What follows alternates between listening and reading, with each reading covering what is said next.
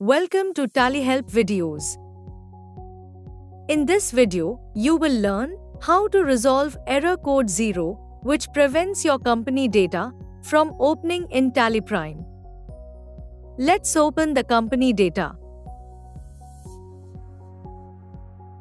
This error typically occurs while opening the company data when the TranManager.900 or TranManager.1800 file is corrupted or the file size appears as 1 KB. To resolve this, we'll need to restore a data backup taken before the error had occurred.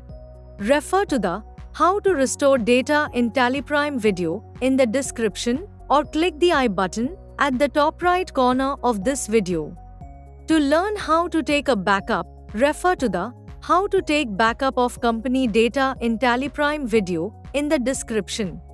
After restoring the backup, you can now continue your work without any hiccups. We suggest that you take regular backups to safeguard against errors that may lead to loss of data. And that's how you can quickly overcome error code 0. Thank you. On any screen in TallyPrime, press Ctrl plus F1 to learn how to complete the task. You can also WhatsApp for assistance. Subscribe to the Tally Solutions channel for the latest videos.